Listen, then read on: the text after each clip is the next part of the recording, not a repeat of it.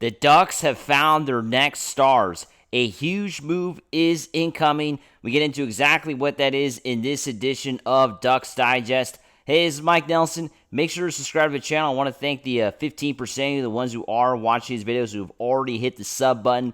But 85% of you have not subscribed yet. We are the newest Anaheim Ducks YouTube channel, bringing you a daily Anaheim Ducks content. So make sure to hit that subscribe button and help out a fellow Anaheim Ducks fan since 2003. And yeah, it's going to be a fun off-season covering the Ducks. And of course, when the season starts, we're going to continue that right here on this channel.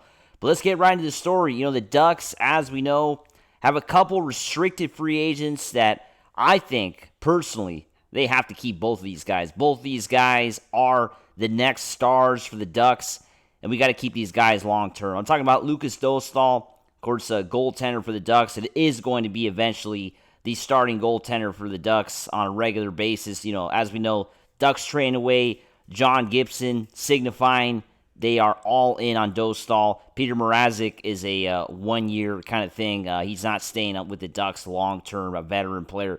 Dostal still has a long career ahead of him, and the Ducks got to, really lock this guy up. So today, the Hockey News posted a pretty interesting article kind of highlighting these two players, Lukas Dostal and Mason McTavish, right? The other restricted free agent that we have talked about a lot.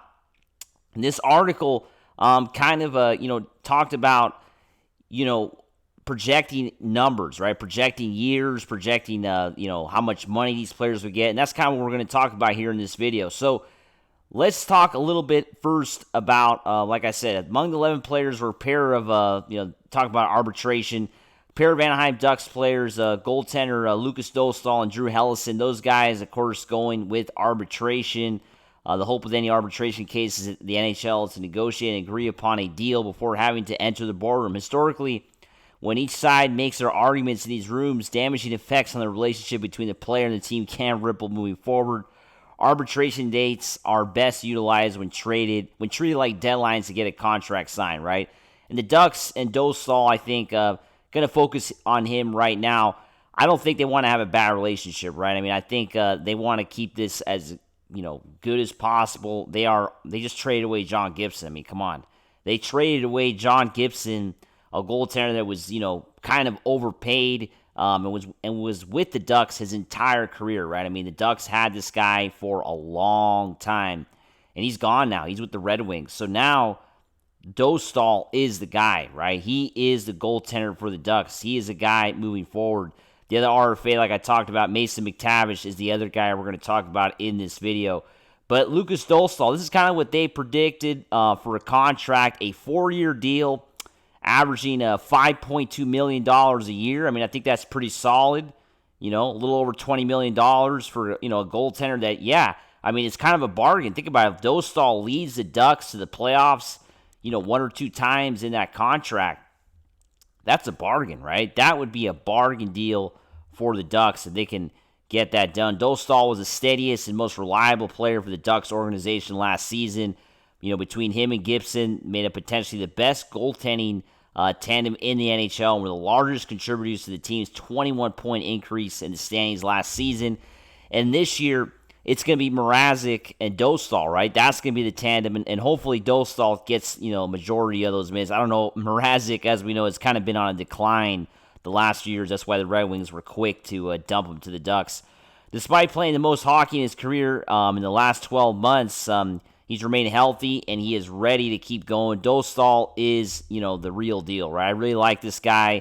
I like what I've seen with the Ducks, and even going back to, the World Junior Hockey Championship, first time I really saw him, he was great. Dostal got off to a tremendous start with Gibson out for the first 3 weeks of the season last year, who was recovering from an emergency appendectomy, had to get his appendix removed, and Dostal kind of came in and really stepped up, right? Dostal was great. He finished the season with 49 starts, appeared in 54 games, posted a .903 save percentage. So this guy had a very solid year for sure for the Ducks. And like I said, the Ducks got to lock this guy up long term. I mean, there's no doubt about it. This guy will be staying with the Ducks. And I don't know what everybody thinks out there. Are you sold on Dostal? Or are you excited about him being the starting goaltender? Do you still have your doubts? What do you think? Now, the next player we're going to talk about, of course, is Mason McTavish, right? And this article kind of talks a little bit about a projection, right? A 6-year, $6.77 million average annual value if it's a long-term deal, or a short-term deal at 3 years, 3.98, although I think McTavish wants the long-term deal, right? McTavish is the only remaining first-round pick from the Bob Murray era as GM. Pat Verbeek has let Jacob Larson, Sam Steele, Max Jones, and Isaac Lunderstrom walk into unrestricted free agency without qualifying offers. And he, of course, just traded away Jamie Drysdale and Trevor Zegras to the Philadelphia Flyers. All these guys were drafted by Murray. So that's why the speculation has started to happen with Verbeek and McTavish, because is Verbeek going to just dump McTavish like he just did to all the other first-round picks for Murray, right? That's the big question mark, right? I mean, the Ducks and McTavish, you would hope that they would have already come to a deal, but it hasn't happened yet. That is where it gets a bit concerning with McTavish staying with the Ducks or not, right? McTavish per game production has increased in each of his first 3 NHL seasons. This guy has gotten better every single year. His 22 goals led the Ducks last season, and his 52 points placed him second behind only Troy Terry. This guy had the best season of his career. There's no reason why we shouldn't sign McTavish. No reason why the Ducks should even think about trading him. There's been rumors, of course, and I'm sure those rumors are going to continue.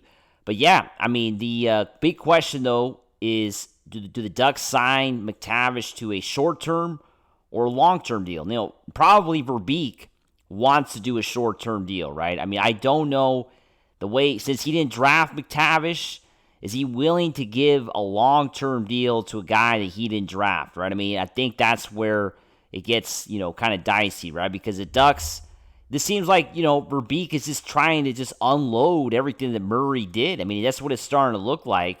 And McTavish, of course, is a Murray pick. So that's why I wonder if he's hesitant to give McTavish a long-term deal. But we know, McTavish, him personally, if you ask him right now, he wants to stay with the Ducks long-term. Right? I don't buy the rumors that he's unhappy with his role moving forward because of Kreider and, of course, Michael Granlund joining the team, Mikael Granlund joining the team. I don't buy the rumors. I think McTavish, is dedicated to the Ducks. I mean, this guy was drafted by the Ducks. He spent his entire professional career now with Anaheim. He wants to stay here, and I think he just wants to get paid for, what he's earned. This guy is a solid NHL player. He scored 20 goals last year. Come on, pay the guy, sign him, lock him up, and let's not trade McTavish. Please don't trade him. As always, make sure to subscribe, and let's go Ducks. Woo!